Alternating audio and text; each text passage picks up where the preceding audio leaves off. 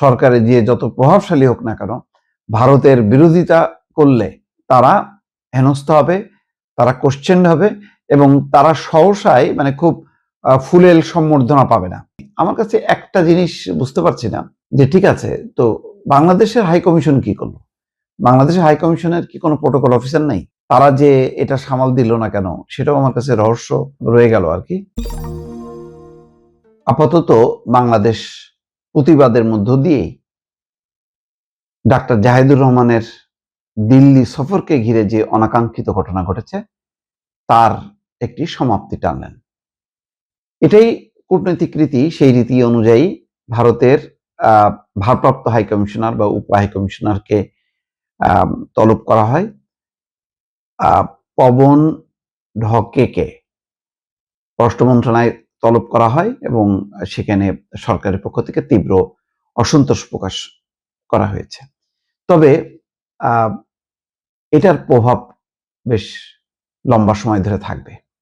ঘটনাটা আপাতত ছোট মনে হলেও এটা ছোট থাকবে না, কারণ বোঝাই যাচ্ছে যে ভারত সরকার একটা বিএনপি সরকারকে একটা জায়গা পর্যন্ত ছাড় দেবে, পরিপূর্ণভাবে যে আলিঙ্গন করা সেটা আর করবে না। তার মানে খুবই তারা কৌশলী হিসাবে বাংলাদেশের সাথে সম্পর্ক রাখবে। বাংলাদেশের সব মানে সরকারের ঊর্ধ্বতন পর্যায়ের সবাই ভারতে অনুমোদিত হবে না বা ঢোকার অনুমতি পাবে না। সেই মেসেজটা কিন্তু পরিষ্কার হয়ে গেল। পররাষ্ট্র মন্ত্রণালয়ের সাংবাদিকদের প্রশ্নের উত্তরে খলিল রহমান বলেছেন, দিল্লির ঘটনাটি অনাকাঙ্ক্ষিত। পররাষ্ট্র প্রতিমন্ত্রী শামা ওবায়দও সাংবাদিকদের প্রশ্নের উত্তরে বলেন, দিল্লি বিমানবন্দরে প্রধানমন্ত্রীর উপদেষ্টার সঙ্গে যা হয়েছে তা কোনোভাবেই প্রত্যাশিত নয়। ঘটনার বিস্তারিত খবর নিচ্ছে সংশ্লিষ্ট উইং। কূটনৈতিক চিঠি দিয়ে আগেই যেখানে জানানো হয়েছে, সেখানে এমন না যে ভারতের পররাষ্ট্র মন্ত্রণালয় বা সংশ্লিষ্ট কর্তৃপক্ষ ঘুমিয়েছিল বা বুঝতে পারেনি, একেবারেই না। তারা ইচ্ছাকৃতভাবে ঘটনাটি ঘটিয়েছে এবং ঘটিয়ে তারা আবার বলছে না ঠিক আছে।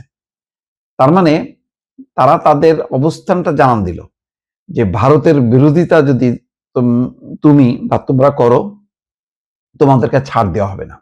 এই বার্তাটা জাহিদুর রহমানের মাধ্যমে পৌঁছায় দেওয়া হলো। সরকারে যে যত প্রভাবশালী হোক না কেন, ভারতের বিরোধিতা করলে তারা হেনস্থা হবে, তারা কোশ্চেন হবে এবং তারা সহসায় মানে খুব ফুলেল সম্বর্ধনা পাবে না। কারণ এই ধরনের একটা আন্তর্জাতিক সেমিনারে অংশগ্রহণ, প্রতিমন্ত্রী পদমর্যাদার একজন উপদেষ্টা গেছেন, সেখানে ভারতের একজন জুনিয়র অফিসারও যে রিসিভ করতে পারতেন পররাষ্ট্র মন্ত্রণালয়, তাদের তো বিশাল বহর, সেটাও করা হয়নি। আমার কাছে একটা জিনিস বুঝতে পারছি না যে ঠিক আছে, তো বাংলাদেশের হাই কমিশন কি করলো?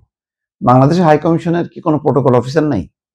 তারা যে এটা সামাল দিল না কেন সেটাও আমার কাছে রহস্য রয়ে গেল আর কি।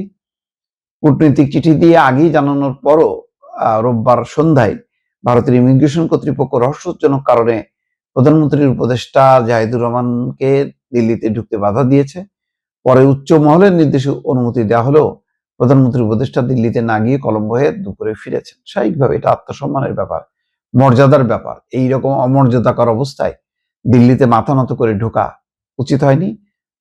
তিনি তার নিজের আত্মসম্মান রক্ষা করেছেন, বাংলাদেশের মর্যাদাটাও তুলে ধরেছেন। অবশ্যই জাহিদুর রহমানের সঙ্গে এই ঘটনাটা বাংলাদেশের যারা দেশপ্রেমিক তারা মনে রাখবে যে এই আচরণের কথা, এবং কখনো যদি তার পাল্টা উত্তর হয়, যেমন পশ্চিমবঙ্গের মুখ্যমন্ত্রী শুভেন্দুর কথা তো বাংলাদেশের সবাই মনে আছে, বাংলাদেশের পররাষ্ট্র মন্ত্রণালয় থেকে শুরু করে। তো শুভেন্দু অধিকারী যদি কখনো বাংলাদেশে আসেন বা এই টাইপের লোকজন, তখন নিশ্চয়ই সমান আচরণ হবে। এবং তারপরে যদি বাংলাদেশের কূটনীতিক কাউকে যদি তলব করা হয় তাও ভালো, কিন্তু এটার একটা পাল্টা একটা উত্তর, যথাযথ উত্তর, শুধু প্রতিবাদ না, যথাযথ ব্যবস্থার মধ্য দিয়েই বাংলাদেশকে প্রমাণ করতে হবে যে বাংলাদেশ যত ছোট রাষ্ট্র হোক, অর্থনীতির তুলনায় পিছিয়ে থাকুক না কেন, বাংলাদেশের আত্মসম্মান মর্যাদা কোনো অংশে কম না ভারতের থেকেও।